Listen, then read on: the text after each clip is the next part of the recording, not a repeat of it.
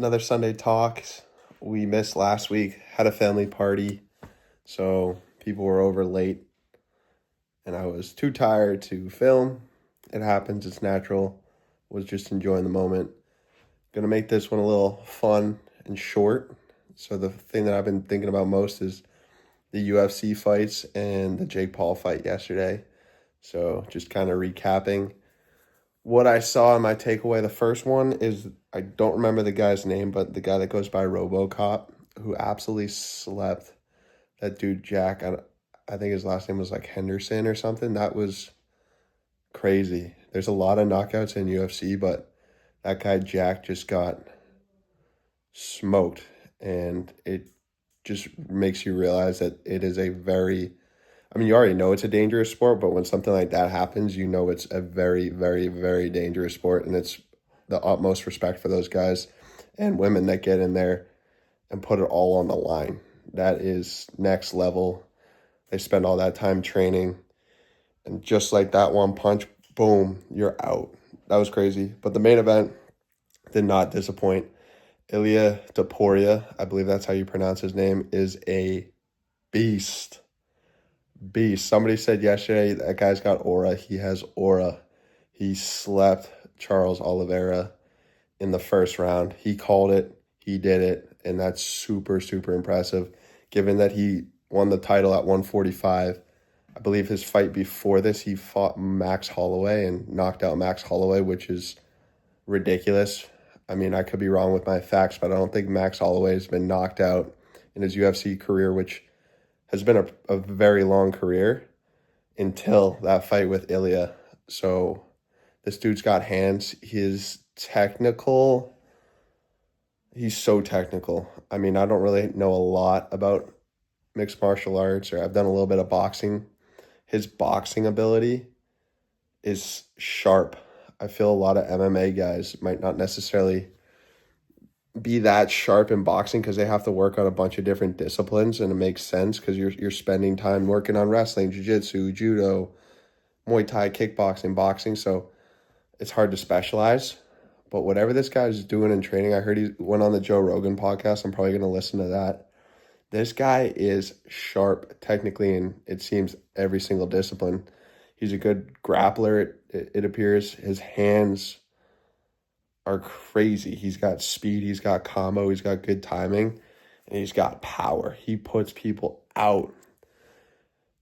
He's also like really tight. He's got his chin down. He's just walking forward doing his thing, which is super impressive. But yeah, he was 145. He was a champ there, and then he went up a division to fight at 155. And whenever you go up a weight division in any sort of combat sport, it's super impressive because you're going up against guys that are bigger and stronger than your typical opponents. And a lot of times that is the true test of where you stand. Guys will win in their division, and then they'll try to go up the next division and they won't be as successful. But the fact that he did that in that fashion is crazy. I'm excited to see where his career goes, and I'll be following along. The other fight that took place last night was Jake Paul boxed Julio Cesar Chavez Jr. I believe that's his full name. Jake Paul. I didn't watch the fight because I was watching UFC, but from what I heard, it was pretty lopsided. Vegas had the odds as Jake Paul was like plus 700 as the favorite. So clearly it was going to be a mismatch from the start.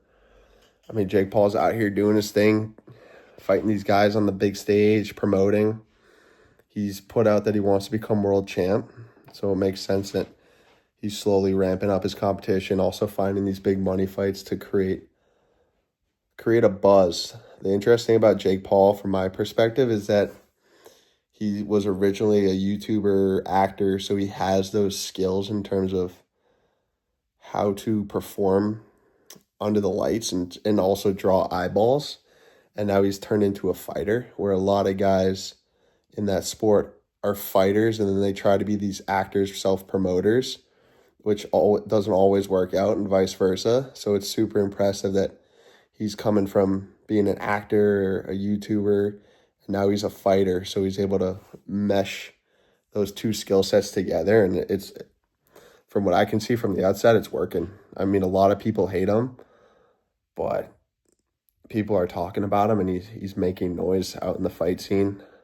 I think as it progresses, people want to see him fight better competition. So, but I understand that he's got to get his reps. He's still new, but over time, he's probably going to gradually have to increase the competition in order to keep the general public engaged. Because with like Ilia Topuria, he's fighting Charles Oliveira, who's also a huge name and a fan favorite. So that just creates that much more hype. Or Jake Paul, last fight, he was fighting a guy who was kind of out of his prime, still a very, very good boxer and technical. But I think if he wants to get the general public back engaged, crazy. I mean, people were still tuning in, but to get it onto a superstar level, he's gotta amp it up. Probably with guys that are skilled and have a pretty decent following in his similar weight class to him. But we'll see. I'm enjoying the Jake Paul journey. I think what he's doing is super, super impressive, and it'll be interesting to see where it goes from there. So that's it for the talk. I like combat sports. They're fun to watch. So that is my take. Love to hear what other people think.